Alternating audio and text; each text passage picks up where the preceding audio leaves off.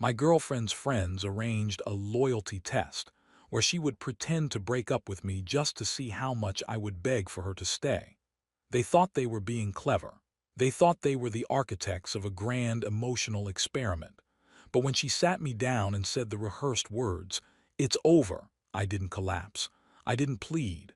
I simply looked her in the eye and said, "Finally. Now I can stop acting like I don't know about you and Aaron." The silence that followed wasn't just quiet, it was a total system failure. Her friends, who were hiding just outside the door waiting to witness my desperation, were stunned when they realized their little game had backfired completely. They wanted to measure my devotion. Instead, they accidentally measured the depth of her own deception. Welcome to Story Sparks. I'm your narrator, and today we are looking at a case study in manipulative entitlement and the high price of testing, a partner who already has one foot out the door. My name is Daniel. I'm 33 years old and I work as a financial analyst for a mid-sized investment firm. My entire professional life is built around corporate forecasting and risk modeling. I like numbers because they are honest. They either add up or they don't. There is no subtext in a spreadsheet. I don't do drama, I don't play psychological games, and I generally operate on the assumption that adults mean exactly what they say. My girlfriend, or rather my ex-girlfriend, is Kayla. She's 29, and we had been together for a little over 2 years. On paper, our relationship looked like a solid investment. We rotated between her apartment and my condo. We did the holidays with each other's families. And we had the future talks that usually precede an engagement. But Kayla had a fundamental flaw that my risk models couldn't account for. She thrived on emotional stimulation. She didn't just want a stable relationship. She wanted a relationship that felt like a scripted reality show. She lived in a world of constant digital noise. Group chats that never stopped buzzing, TikTok relationship gurus who preach that men should be constantly tested, and know your worth posts that usually served as a justification for toxic behavior. Her friends, Melissa and Jenna, were the worst of the bunch. They viewed men as subjects to be analyzed under a microscope. Loyalty tests, manufactured jealousy, and traps were their primary hobbies. I always thought it was immature, but I figured it was just harmless noise on the periphery of our life. Looking back, I should have realized that if you let toxic people stay in the audience, eventually, they start trying to rewrite the script. About 3 months ago, a deviation in the pattern appeared. His name was Aaron. He was a coworker in Kayla's marketing department. According to her, he was harmless, funny, and kind of full of himself. At first, he was just a name in a funny work story. But then the frequency of his name increased. I don't get jealous easily. I operate on baselines. If a behavior shifts from the baseline, I clock it. Her texting increased. Her phone started spending more time face down on the nightstand. There were random late-team brainstorms that never used to happen. I didn't accuse her of anything. I didn't confront her with suspicions I couldn't prove. I just observed the data. I was waiting for the variables to settle. Then came last Friday. Kayla texted me around 6 p.m. asking if we could talk that night. The tone was clinical. No emojis, no "hey babe," just the summons. When I pulled up to her place, I noticed two cars parked 3 houses down that I recognized instantly. Melissa's SUV and Jenna's sedan. They weren't in the lot. They were staged for a quick getaway or a quick entrance. That was my first clue that tonight wasn't about a conversation. It was about a performance. Kayla opened the door looking prepped. Her eyes were slightly watery, but it wasn't the look of someone in pain. It was the look of someone who had spent the last hour practicing a monologue in front of a mirror. We sat on the couch, and the air felt thick with theatrical tension. "It's over, Daniel," she said, her voice trembling with a rehearsed fragility. "I just don't feel the same anymore." There was a long pause. I could almost feel the two friends outside pressing their ears against the door. She was waiting for the shock and collapse phase. She wanted me to grasp her hands, to ask what I could do to change, to prove how much I cared by losing my dignity. Instead, I felt a wave of profound relief wash over me. The data finally added up. The cars, the performance, the hidden audience, it all converged. This wasn't real. It was a test. And in that moment, I decided that if she wanted to play a role, I would give her a finale she never saw coming. I nodded once, perfectly calm, and said, "Finally. Now I can stop pretending I don't know about you and Aaron." Kayla's face didn't just change, it glitched. It was that specific psychological moment of cognitive dissonance, where reality contradicts the internal script so violently that the brain momentarily freezes. And from the hallway outside, I swear I heard a sharp, audible gasp. For 3 solid seconds, Kayla just stared at me. No anger, no defense. Just a blank expression as her brain tried to find a connection that wasn't there. Then she blinked rapidly. "What? What are you talking about?" That was my confirmation. 1, this was a setup. 2, she was terrified that she was no longer the one in control of the information. I leaned back into the couch cushions, as relaxed as if we were discussing the weather. "You know exactly what I'm talking about, Kayla," I said. "I'm honestly relieved you finally pulled the trigger. It saves me an incredibly awkward conversation." "Relieved," she repeated, her voice rising an octave. "Yeah, the late nights, the brainstorms with Aaron, the way you light up when he texts you. I've been waiting for you to realize you were done here.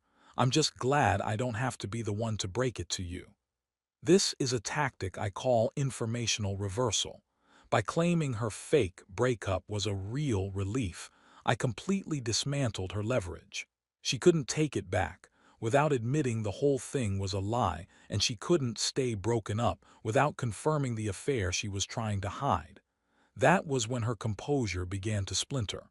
"What conversation? Why are you acting like this, Daniel?" "Because I was tired of the act, Kayla.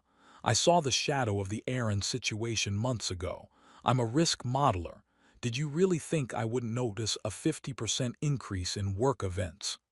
The name Aaron hit her like a physical weight. Her whole body stiffened. In my peripheral vision, I saw the shadow of someone near the blinds. The witnesses were getting restless. Kayla stood up, her face turning a deep shade of crimson. "There is no situation with Aaron. You're being paranoid." "Paranoid would mean I'm guessing," I replied. "I'm not guessing." I let the silence hang there. It was a heavy, suffocating silence. Then Kayla did something that told me everything. She didn't ask what I thought I knew. She didn't ask for evidence. She looked at me and asked, "Who told you that?" Guilty people don't ask what you know, they ask who told you, because they already know the what. "Nobody told me," I said. "I have eyes, I have a brain, and I have self-respect." That was the breaking point. The front door handle rattled, and Melissa and Jenna burst into the room. They didn't look like supportive friends. They looked like kids who had just been caught stealing from a candy store. "What is happening?" Melissa demanded, trying to reclaim the angry friend role. I stood up slowly. "I think you should tell me," I said. "You three wanted a show, right? Well, the curtain is up." Kayla's face was a map of panic. "They were just here to support me. This wasn't a test." I gestured toward the window. "Support you in a breakup with 2 cars staged down the street and your ears against the wood. Let's be real for once tonight. You staged a breakup to measure my reaction. You wanted to see me beg." Melissa crossed her arms, her smirk returning, though it looked forced. "It was just to see how much you actually cared, Daniel. A lot of guys would have fought for her." I nodded. "So, you use emotional abuse to measure care. That's a fascinating metric. But here is the variable you missed. I wasn't pretending about Aaron. And this time, Kayla, your body is telling the truth that your mouth won't. You know that moment in a negotiation when the other party realizes they have zero leverage left? That was Kayla. Her lips were parted to fire back a denial, but nothing came out. Her eyes kept flicking between her friends and me, looking for a script that didn't exist. "What are you implying?" she finally asked, but the bite in her voice was gone. "I'm not implying anything," I said. "I'm stating the facts. 3 months ago, Aaron was a background character. Then he became the lead in every story, every complaint, and every joke. Your gym sessions moved to the same nights he works late. Your phone password changed. These are all high-probability indicators of a branch swing. "Oh my God," Kayla shouted. "You sound insane right now." "Maybe," I said. "But insane people usually scream. I'm just standing here wondering why a woman who is staging a breakup would be so defensive about a coworker unless the test was actually a rehearsal for the real thing." Jenna looked incredibly uncomfortable. She was the one who usually pushed for these tests, but she hadn't signed up for a real exposure. Melissa, however, tried to hold her ground. "Even if she talks to him, that doesn't mean anything physical happened." I shrugged. "I never said it did. I said I was tired of pretending I didn't see the emotional shift. You don't measure care by staging an ambush, Melissa. You measure insecurity." Kayla's voice was shaking now. "You didn't even try to fight for me. You didn't even try to respect me," I countered. That was when she lost it. The supportive friend's facade vanished and the raw, ugly entitlement came out. "You're just trying to flip this on me. You're deflecting because you know you're a cold, unfeeling jerk who doesn't know how to love a woman." "Flip what exactly?" I asked. "The fact that you've been emotionally cheating with Aaron." The room went dead still. Jenna's eyes went wide. Melissa looked straight at Kayla, her brow furrowed. "Emotionally cheating," Melissa repeated. Kayla shot her a look that was pure, unfiltered venom, a look that said, "Stop talking." I watched that exchange with the detachment of a man watching a car crash. "Interesting choice of words," I said quietly. "I never actually used the word cheating." "You did." Kayla's breathing became shallow. She realized she had just committed the ultimate tactical error. She had confessed by way of denial. For the first time since I walked into the room, she looked genuinely cornered. Not because of the loyalty test, but because her own audience was now staring at her instead of me. The script they had rehearsed was officially dead. Melissa looked at Kayla, then back at me. "Wait, Kayla, what is he talking about?" Kayla snapped. "That's not what I meant. I was using his logic, but we all knew. You don't accidentally choose that specific phrase unless it's been a recurring thought in your head." I picked up my keys from the coffee table. "Look," I said, my voice steady and final. "You wanted a reaction. You got one. You staged a breakup to see if I'd beg. You had an audience hiding outside like this was a low-budget soap opera. And in the middle of it, you accidentally revealed that there is more going on with Aaron than you're admitting."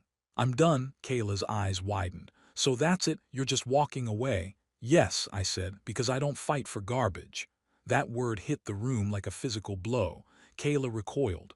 "Garbage? How dare you?" "Yes, garbage," I repeated. "If a person thinks so little of their partner that they need to test them instead of talking to them, that is garbage behavior. If a person manufactures drama for their friends' entertainment, that is garbage behavior. And if a person is sampling another man while keeping me as the safe option, that is garbage behavior. I'm not auditioning for the role of the desperate boyfriend in your rigged game." Melissa started to protest, but I held up a hand. "You don't get to be shocked when a man refuses to play a game you rigged against him. Kayla, you wanted to see if I'd fight for you. You got your answer. I won't fight for someone who is already halfway out the door." Kayla's eyes were glossy now, but it wasn't from heartbreak. It was from the ego bruise of being exposed in front of her inner circle. "You're overreacting. It was just a test." "Exactly," I said, opening the front door. "And I'm not interested in the results. Next time you want to test someone, make sure you're not the one being graded." I walked out. No yelling, no slamming the door. Just the sound of the evening air and the muffled whispering of her friends as I walked to my car. I didn't look back. The second I started my engine, my phone lit up. 6:42 p.m. Kayla. "Are you seriously leaving like that?" 6:44 p.m. Kayla. "This is insane, Daniel. Call me." 6:46 p.m. 3 missed calls. I didn't answer. I drove back to my condo, listening to a podcast about market volatility. Halfway home, the tone of the text shifted. "Kayla, you embarrassed me in front of my best friends. Kayla, you made me look like a fool. Kayla, this was supposed to show that you care." That part actually made me laugh out loud. The idea that begging for someone who just dumped you for sport is a sign of caring, is a hallmark of a narcissistic perspective. To them, love is a struggle for dominance, not a partnership of equals. When I got home, I didn't spiral, I didn't pace, I didn't draft a long, emotional essay. I opened my phone and blocked her number. No announcement, no final FU. Just a clean digital excision. Then I went through and locked her out of everything. Instagram, Snapchat, Facebook, I even blocked her on LinkedIn. It wasn't petty. It was procedural hygiene. In my line of work, if a data source is corrupted, you stop the feed. You don't keep analyzing the errors, you remove the source. 10 minutes later, my phone buzzed with an unknown notification. I let it go to voicemail. It was Kayla's voice, frantic now. Why are you blocking me? That is so immature. We need to talk about what you said about Aaron. You can't just throw away 2 years. I deleted it. Then Melissa called from a different number. I made the mistake of answering. You're blowing this way out of proportion, Daniel, she said, her voice sharp. You staged a breakup to test me, Melissa, I replied. The situation was already out of proportion. I'm just restoring the balance. It was just to see if you'd fight for her. I don't fight for people who think I'm disposable, I said. Kayla is crying because she lost her safe option before her fun option was secured. That's her problem, not mine. I hung up and blocked that number too. By midnight, 4 different unknown numbers had tried to reach me. I blocked every single one. The next morning, I woke up to something I hadn't felt in months. Absolute peace. No buzzing notifications, no emotional essays to decipher, just the quiet hum of my condo. But this is where the story takes a turn I didn't anticipate. Around noon on Saturday, I got a message on Instagram from a burner account. No profile picture, just a name. Aaron M. I almost ignored it, but curiosity is a professional hazard for an analyst. I accepted the request. Aaron, hey man, I think we need to clear something up. Kayla told me what happened last night. I had no idea she was planning to test you. I'm not involved in whatever that game was. I typed back, not involved in the test. Or not involved in the rest. The typing bubble appeared instantly. Aaron, look, I don't want drama, but she's been telling me for weeks that you two were basically over. She said you were emotionally checked out, that you weren't serious about a future, and that she felt single in the relationship. I actually laughed. 2 weeks ago, we were looking at vacation rentals in Mexico. Daniel. She was the one staging breakup rehearsals. What does that tell you? There was a long pause. Aaron, I didn't know that. Look, nothing physical happened, but she did kiss me at a happy hour last month. I pulled back. I told her she needed to figure her situation out before we did anything else. I stared at the screen. So the emotional cheating line from the night before wasn't just a slip, it was projection.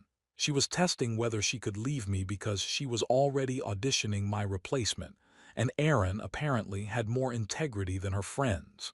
Daniel, thanks for the honesty, Aaron. Good luck with her. I blocked him too. Not because I was angry at him. He didn't owe me loyalty, she did. But because I don't keep loose ends in my life. Just as I set my phone down, there was a knock at my door. Not the frantic pounding of a test, but a slow, measured rhythm. I looked through the peephole. It was Kayla. Alone. I didn't rush to open it. If you've ever dealt with someone who thrives on emotional spectacle, you know the worst thing you can do is match their urgency. I let her wait for a full minute before I opened the door. Kayla didn't have her friends this time. No audience, no mascara streaks. She had clearly spent time composing herself. "Can we talk?" she asked. "You already spoke your piece on Friday, Kayla," I replied. She stepped forward, expecting to be invited in.